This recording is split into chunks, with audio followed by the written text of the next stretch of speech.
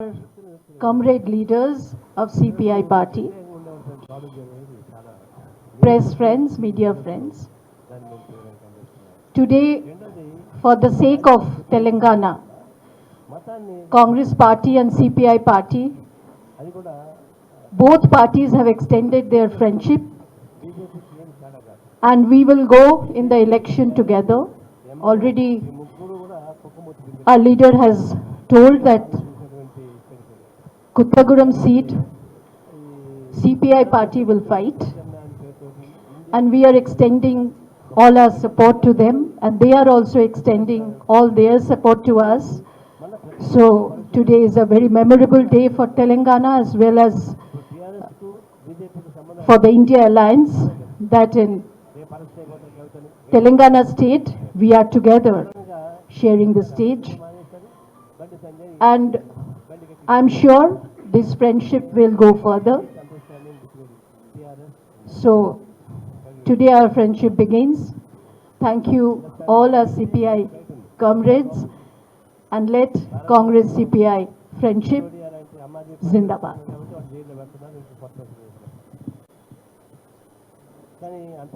భారత communist party జాతీయ కార్యదర్శి నారాయణ గారు మాట్లాడతారు. అందరికీ నమస్కారం. నెల రోజుల క్రితం నిశ్చితార్థం జరిగింది. పెళ్లికి ఈ రోజుకి ముహూర్తం కుదిరింది. శుభం. దీనికి కారణం ఏంటంటే టీఆర్ఎస్ చేతిలో దగాపడ్డ తెలంగాణ ప్రజానీకాన్ని విముక్తి చేయడం మా లక్ష్యం.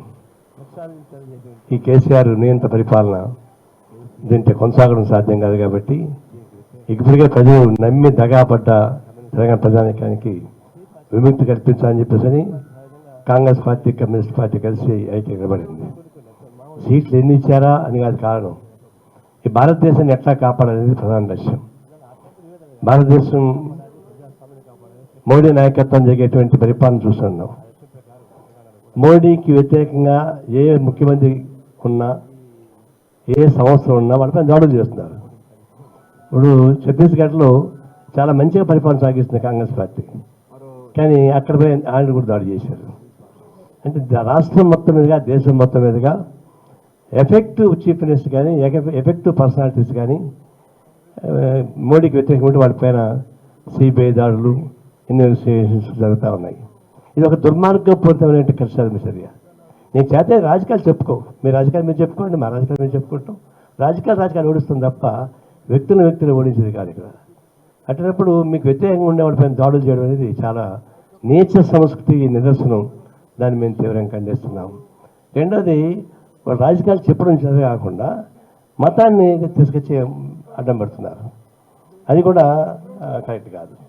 ఇప్పుడు టీఆర్ఎస్ బీజేపీకి ఏమి తేడా కాదు.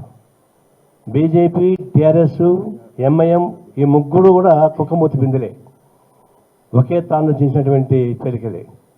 లేకపోతే ఈ భారతదేశం మొత్తం మీదుగా ప్రత్యామ్నాయ పేరుతోటి ఇండియా కూటమికి వ్యతిరేకంగా ఒక కూటమి పెట్టాలని చెప్పి ఎంఐఎం టీఆర్ఎస్ పనిచేస్తూ ఉంది. అర్థం ఏంటి? మళ్ళీ ప్రత్యక్షంగా పరోక్షంగా బీజేపీని గెలిపించాలనే ఉద్దేశం తప్ప ఇంకోటి కాదు. ఇప్పుడు టీఆర్ఎస్కు బీజేపీకి సంబంధం ఎట్లా ఉన్నాయి మనకు బాగా తెలుసు. రేపు అరెస్ట్ అయిపోతారు కవిత అని చెప్పారు. సడన్గా కవితని అరెస్ట్ చేయడం మానేశారు. బండి సంజయ్ బండి కట్టి ఇంటికి పంపించేశారు. అంటే ఒక tacit understanding between TRS and BJP. కాబట్టి వీళ్ళిద్దరు తేడా కాదు, అండర్స్టాండింగ్ ఉండబట్టే కవిత బయట ఉంది, లేకపోతే ఆమె లోపల ఉండేది. భారతదేశంలో సిసోడియా లాంటి ఆమ్ ఆద్మీ పార్టీ వాడు తిన్నారు కాబట్టి వాడిని జైల్లో పెడుతున్నారు, ఇంకా కొత్త వేసి పెడుతున్నారు. కానీ అంతకన్నా మించిన రాక్షసులు ఉన్నారు పెద్ద పెద్ద కేసులు, కుంభకోణాలు. వాళ్ళ జోలికి ఏం పోవడం లేదు. ఇది కక్ష సాధింపు చర్యలో భాగంగా వస్తూ ఉన్నాయి. లెక్కరు కూడా తయారు చేసిన వాళ్ళు ఉన్నారు, అమ్మిన వాళ్ళు ఉన్నారు. వీళ్ళందరినీ ఒకటికి అయిపోయి టీఆర్ఎస్ వాళ్ళు, బీజేపీ వాళ్ళు, వైసీపీ వాళ్ళు మూడు కలుసుకొని ఒకటై వీళ్ళు మాత్రం బాగా కాపాడుకుంటూ సిసోడియా లాంటి ఆమ్ ఆద్మీ పార్టీ వాళ్ళు నిరికిస్తూ ఉన్నారు. దీన్ని బట్టి మనకు అర్థమైపోతుంది. ఇట్లా కక్ష సాధింపు చర్య చేసేటువంటి కేంద్రం, కక్ష సాధింపు చర్య చేసేటువంటి కేసీఆర్ నియంత్రిత పోకడ, దీనికి వ్యతిరేకంగా నిలబడాలని చెప్పేసిన ఉద్దేశంతో కమ్యూనిస్ట్ పార్టీ, కాంగ్రెస్ పార్టీ, జాతీయ పార్టీలు జాతీయ పార్టీ సహజంగా సహజమైన మినిస్తత్వం ఉంటుంది. తగులు ఉంటాయి కొన్ని కొన్ని, అయితే మామూలువి. మగుడు పెళ్ళ మధ్య కూడా తగులు ఉంటాయి కదా, అప్పుడప్పుడు తగులు ఉంటాయి కదా, కాపురం బాగుండేది. అందువల్ల అట్లాంటి వివేదాలు కాదు, దేశాన్ని కాపాడాలి, ప్రజాస్వామ్యాన్ని కాపాడాలి, సెక్యులరిజాన్ని కాపాడాలి, అది మా లక్ష్యం. ఆ లక్ష్యం ప్రకారం తెలంగాణలో కూడా ప్రజానీకాన్ని, ప్రజాస్వామ్యాన్ని కాపాడాలి, ఈ ఫామ్ హౌస్ రాజకీయాన్ని ఓడించాలని చెప్పేసి మా ఉద్దేశం. అందుకే మేము కలిసాం. మరో జాతీయ కార్యదర్శి కామ్రేడ్ అజీజ్ పాషా గారు మాట్లాడతారు. మిత్రులారా, కాంగ్రెస్ పార్టీతో మన పార్టీకి ఒప్పందం జరిగింది. ఏంటంటే ఎలక్షన్ సమయంలో ప్రతి పార్టీ తరఫున వాగ్దానాలు లేకుంటే మేనిఫెస్టోలు జారీ చేస్తారు. ఇక్కడ మన స్టేట్లో ఏం ప్రాబ్లమ్ ఉంది మీ అందరికీ తెలుసు. నిరుద్యోగ సమస్యతో సహా all round development, lack of development, చాలా సమస్యలు ఉంది.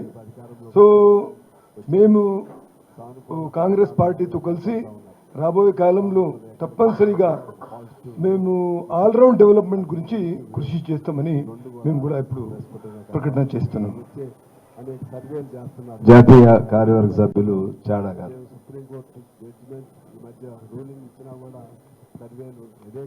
అందరికీ నమస్కారాలు. సరే, ఈరోజు మీరు మమ్మల్ని దాదాపుగా ఒక నెల రోజుల నుంచి వెంటాడుతున్నారు. పొత్తులు ఏమైతే అడుగుతా ఉన్నారు. మేము చెప్పాం ఏంటంటే మాట ముచ్చట అయింది, నిశ్చితార్థం అయితేనే అప్పుడు సంబంధం కుదురుతుందని చెప్పాం. ఇప్పుడు ఈరోజు మరి పిసిసి ప్రెసిడెంట్ మరి ఏఐసిసి అబ్జర్వర్స్ అందరూ వచ్చారు. వాళ్ళందరూ అభిప్రాయం చెప్పారు. ఏదైనా ఈ రాష్ట్రంలో సిపిఐ, కాంగ్రెస్ పార్టీ రెండు కూడా ఎన్నికల బరిలో సమన్వయంతో ముందుకు పోతాయి. ప్రధానంగా చెప్పదలుచుకుందంటే కాంగ్రెస్ పార్టీ తెలంగాణ ఇచ్చింది. సిపిఐ ఒక జాతీయ పార్టీకి ఉండి కూడా అనేక ఆటుపోట్లు ఎదుర్కొంటూ కూడా నిలబడి ప్రత్యేక తెలంగాణ ఉద్యమంలో ప్రధాన పాత్ర పోషించింది. అందుకనే ఈ కాంగ్రెస్ పార్టీ వాళ్ళు కూడా ఖచ్చితంగా కమ్యూనిస్ట్ పార్టీ యొక్క మరి ఎక్కడెక్కడ పోటీ చేస్తున్నాం అక్కడ ఒకటి సీటుకి చేసినా అక్కడ గెలిపించే బాధ్యత వాళ్ళు తీసుకున్నారు. సంతోషం. ఈ continuity, save constitution, save democracy, save secularism, ఈ నినాదాలతో ముందుకు పోతాం. తప్పనిసరిగా తెలంగాణలో ప్రజాప్రభుత్వాన్ని ఏర్పాటు చేసేందుకు కృషి చేస్తామని చెప్పి తెలియపరుస్తాం. మిత్రులారా, ఈరోజు మా ఆఫీస్కి వచ్చి